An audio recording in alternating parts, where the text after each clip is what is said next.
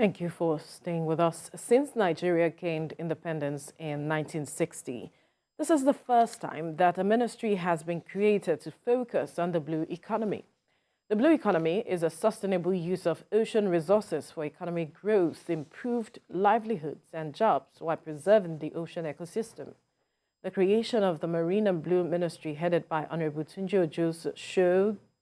Ojo shows the commitment of President Bola Ahmed Tinubu's administration to revive the Nigerian economy by exploring innovative ways to boost growth and grow the nation's revenue.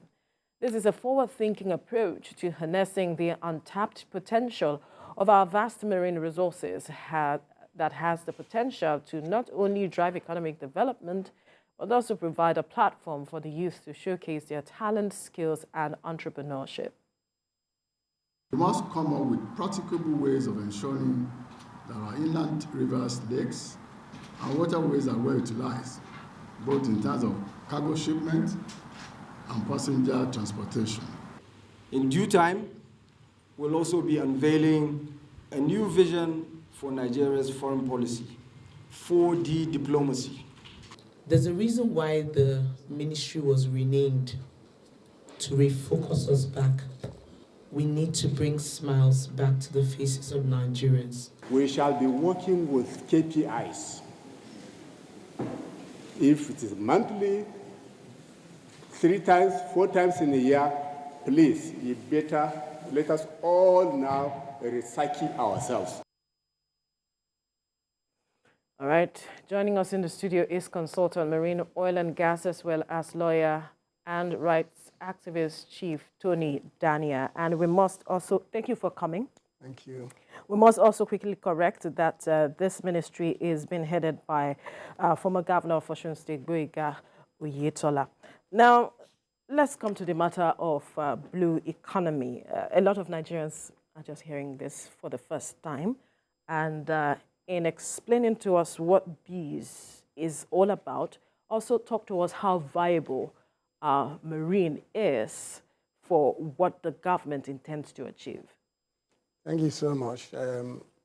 If you look at the history of blue economy, you will see that it was first exposed by Poly from Antwerp. But then we've been talking about this blue economy without using the words blue economy.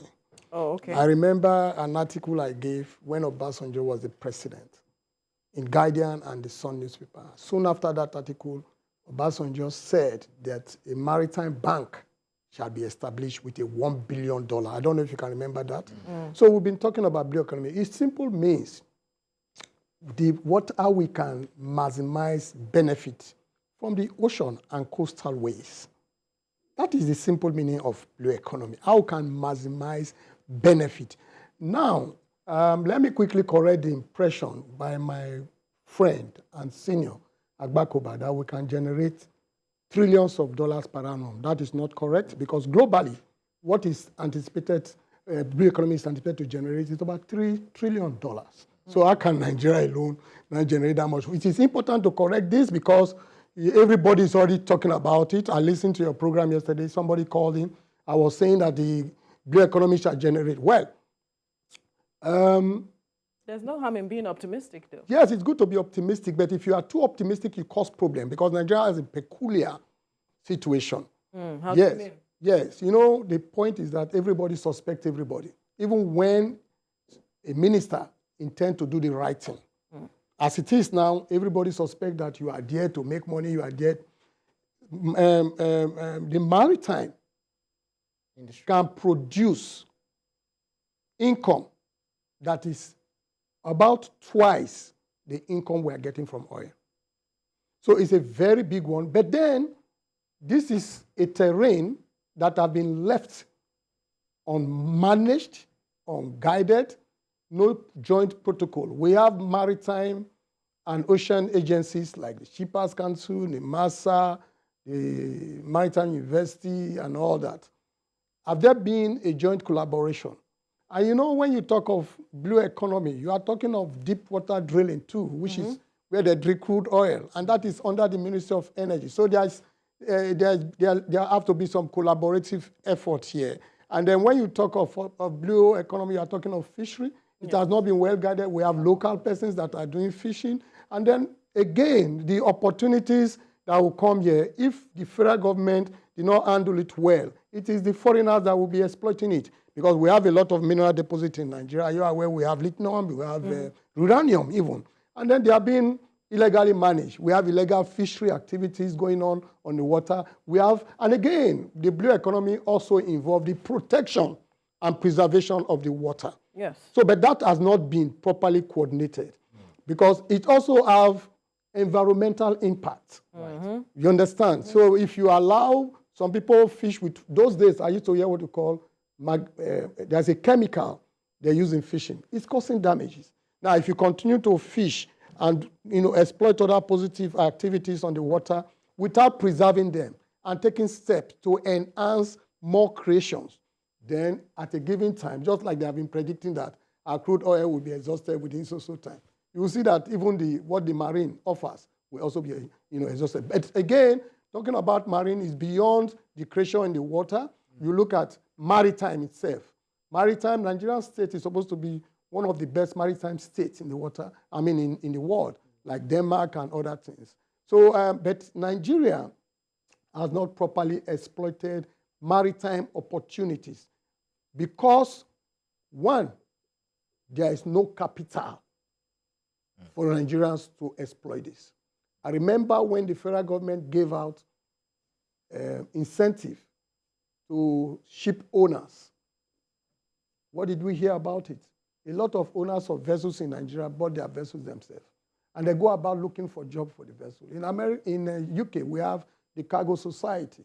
You register with them when you have a vessel. They call you to come and take jobs. But foreign vessels, despite the cabotage, find a way of coming in to do the job here. Only a few Nigerians own vessels that are managing. I know of Beta Mega Services and a few others. But majority that want to do the business. I once owned a vessel. I was the owner of MT Alex. But he died.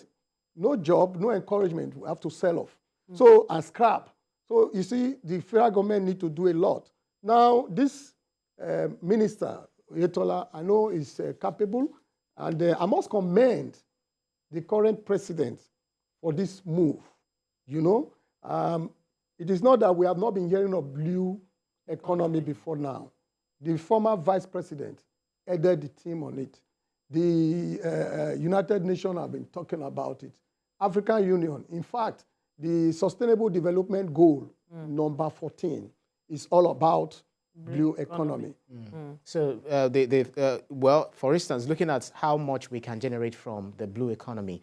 For instance, in 2022, when Nigeria is, was still sleeping, Egypt actually generated close to 8 billion naira revenue, from that sector.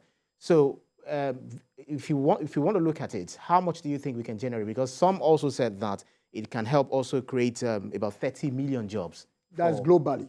That is globally. The global jobs that can be created. About 30 million. So domesticating it, how do you think Nigeria can, generate? How much do you think Nigeria can generate, and in what number can you put the jobs that we can get? Nigeria can generate not less than $200 billion. $200 billion. Yes. Now, in maritime alone, you must remove the inherent corrupt practices, the current bureaucratic procedure that is adding to the landing cost of anything that has passed through marine, like oil and container goods. We have what we call wet cargo, dry cargo. So the cost of moving it past our arriving here, MPA will charge you. Don't forget that you can't talk about marine without mentioning MPA. But as MPA been living up to its expectation, when there was a review of the powers of MPA, MPA remains, excuse me, the landlord of all the ports. Has the ports been properly exploited? No. There was a time we made a proposal to MPA. I'm saying this, they can confirm. That, look, we have this port at Ogere. We have this port in Benin. We have this port that passed through Burutu. We have this port that you can dredge a portion at near Onitsha. So you can create what we call maritime route. Maritime route is to the water, what road channel is to the... Just like the Suez Canal. Yeah, so you can create maritime routes so that most of these goods that we are moving on the road through containers can go through the marine. And you can also create ferries. You know, right now, ferries are being, done by the government, and Lagos is taking the lead. But you should allow private participation in all of this. Then above all, I had one environmental activist raising issues that the Ministry of Gas and the Ministry of Marine and the Blue Sea have not taken cognizance of environmental. I disagree with him. What the minister should do is, and again, a minister does not need to be a marine engineer. You have just described me as a marine consultant. That doesn't mean I'm a marine engineer. But if you want a good marine engineer, I can get. You understand? So the minister only needs to put together a team. There's a framework already by the committee headed by the past vice president on this issue. The United Nations has a framework for blue economy. The African Union has a framework. There are countries, like you mentioned, Egypt, have taken the lead. Let me tell you something about Nigeria that is peculiar. Let me digress a little bit. When GSM was introduced in Nigeria, before we started using GSM, before it became commercialized, Cotonou shoemakers were using GSM. But are you aware that Nigeria is one of the the world most, we are one of the highest consumers of GSM wares in the world. It's just like rice. When the former president stopped importation after a lot of criticism, do you know that we are among the world's highest producers of rice? Are you aware? So this Blue Sea, the only thing we need to do is to come up with a framework. Don't allow politics to come in. Is that possible? Yes, you have to. The president must allow, if the president wants to benefit from this blue economy, the president should allow the minister to work without much interference.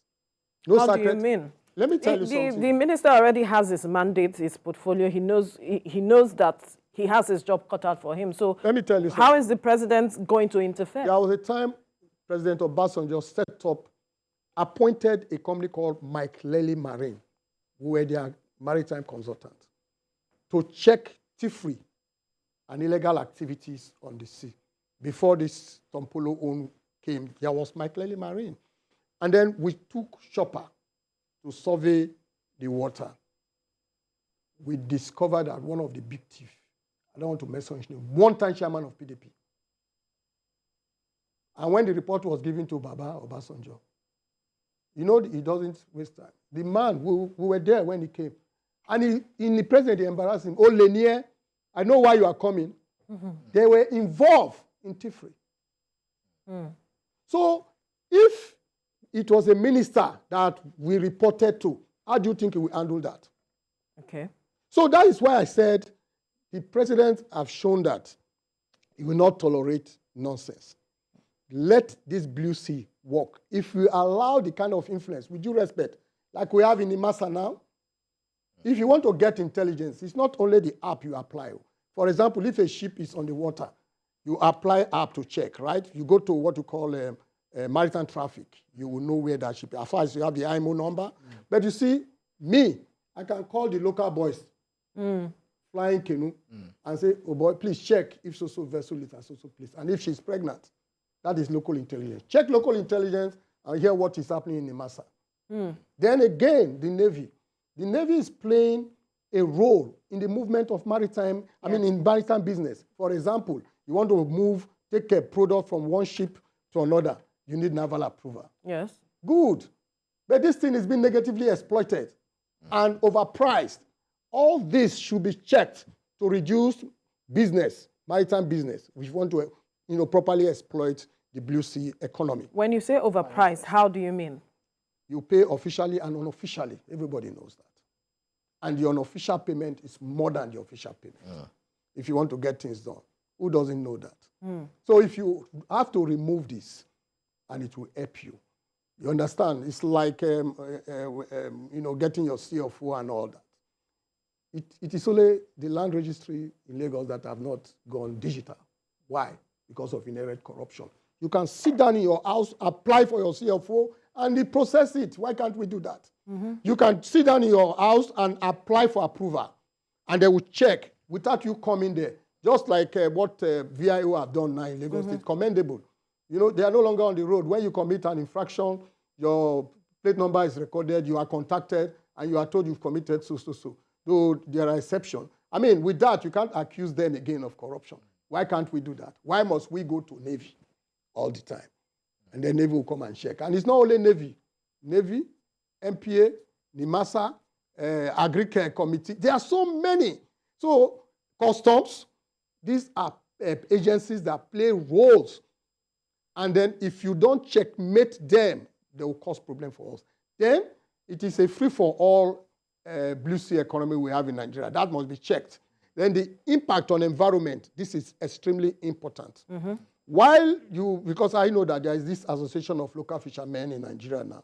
I know they have consulted me once. I know they exist because they think with what Professor Sibajo was doing then for the federal government, they will be removed from business. No, the minister must take note of this. They are playing their roles. It's just for them to be properly guided. If there is a framework where every investor or every participant will comply strictly, then we are good to go. Quite interesting. So you talked about, let's try to explore the environmental aspect of it, because under the SDG goal, they talked about the SDG 14. They said they note that the pollution, overfishing, coral bleaching, and coastal ecosystem destruction are all exacerbated by population growth. So in what way do you think they can really manage that? Because while we are looking for money, aggressively, because there's a lot of money's right there living in the waters. So while we are looking for that, what exactly would you want the government to put in place to ensure that we don't degrade our environment in the process? Yeah, I've said that we have the UNO frame work. We have the AU. In Namibia, it was declared there. And then Nigeria should come up with its own. We have other countries that have done it successfully, Egypt, Barbados, and a few other countries. Nigeria should come up with its own. Nigeria should lead this. Like, for example, there are a lot of things we have done here, and that in the world, they are commending us. Nigerian cable is one of the best electric cable in the world. Nigerian zinc is one of the best. Now, some of the drugs, Panadol and the rest, Nigeria has one of the best. So let us make the best of this. Because if you want to make the best of it and make it a center of attraction positively to the world, then the minister has a lot of work to do. Well, we know him. He performed well when he was governor, so he will not be overwhelmed, and he should not be too concentrate on the money for now. Look at how you can create a framework, set up a committee to look at all this. The local fishermen should not be put out. Any person that wants to do anything on the water, you heard about an incident in the Lekki Aja Axis on the water, which caused erosion. I think there was an activity, there was a project there, and I asked MPA, was there an environmental impact analysis for that project? If you don't have it, you cannot do any project, and you must be strict with it. Then, I remember now, those days when we were small, Grand Marine, that's what we call the chemical. We used to fish. Once you pour it into the water, the fish will die, you take the fish, it's out. We must stop it because it's harming the creatures in the water. The creatures in the water, when you talk of blue economy, you are talking about the creatures of the water, you are talking of maritime activities, you're talking of aquaculture, you are talking about tech. A lot of things comes up. And you are also talking of deep sea drilling and exploitation of deep sea. Yeah. So these are the things you are talking about. But if the water is not preserved, then we have a short life to it. And if it is made free for all, then there will be issues. Right now, it is almost free for all. And then foreigners are the ones that have the capital to do most of these exploitations. You have to mobilize Nigerians to be able to do this. There are a lot of experts who can talk about, give opinions, suggestions on what to do. Then we have operators. People like us only have knowledge. But there are operators. There are master mariners. There are, managers of rigs. There are consultants on technicalities, marine. You know, these are the people you bring to the table. And then don't ignore the local people and the persons. If we have the inhabitants of the coastal line, don't ignore them. You understand? For example, if Dangote refinery is coming up, as a consultant, I know what and what you can do close to Dangote refinery that will supplement what Dangote refinery is doing, that will give you billions. Just like you have traffic on the road, there's traffic on the water. And that's why we do what we call double bunking. Your vessel comes to a jetty, another vessel wants to come, it has been cleared in by MPA. It cannot go and block the channels or the route, so it has to come. Then you can allow, if MPA has granted you some extent into the water within our pilotage area, you can bring another ship. You put Yokohama fenders or Caterpillar tires on the first one because the ship is steel. They must not rub on each other. Now you put it there, and that is what we call double bunking. So if you have a jetty close to Dangote, you will make money. Who can build jetty? It's millions. So you see, it is the foreigner that will come and exploit. That is the area. We must not allow foreigners to take advantage of the blue sea economy. That is likely to happen because Nigerians don't have the capacity. You understand? They don't have the capacity. And then there are a lot of the channel for employment, for example. We have those who will come and clean ship. We have those who will come and fumigate. If a vessel comes into your water, vessel does not use the seawater. Vessel use fresh water like you are using. So that you have water tanker on the road. We have what we call water boat that supplies fresh water, supply food. So you can see the chain of employment. You understand? Then the shipping agent. So that means we must, because we've been training a lot of personnel in maritime, they are not engaged. They don't even have practicals. I've also chartered my vessel, Institute of Fisheries in Victoria Island, for practicals. They don't have. The Maritime Institute now, I think, taking a university status. I don't think they have, the current rector, is trying to, improve on what he met, but there is still more to do. Our personnel should be given practical experience. Otherwise, master mariners from outside will come and take over. Yes. Now, you mentioned some issues earlier, and I'm wondering how challenging it will be, talking about bureaucracy and corruption. Yes. Because if you have all the capacity and whatnot personnel, and there's bureaucracy and corruption, we might not get the best out of this marine economy, so to speak. How challenging do you think it would be for the minister to addressing those issues you mentioned earlier?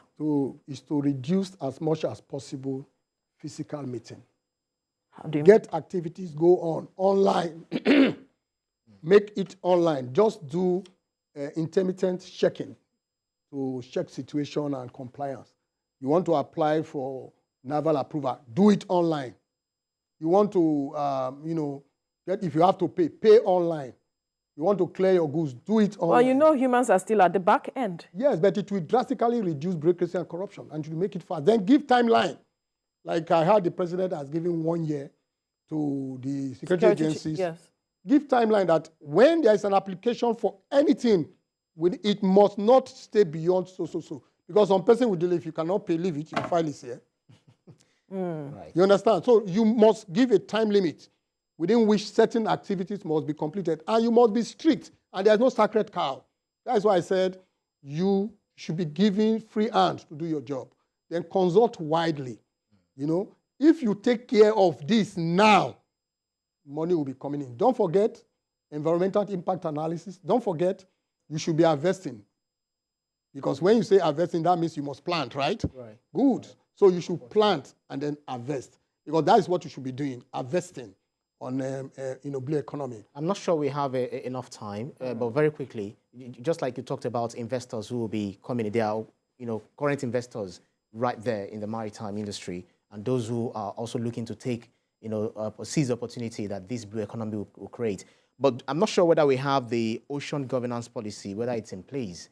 if it's not in place, what does the government need to put in place to ensure that we have these ocean governance policies? We have something, a semblance of an ocean governance policy.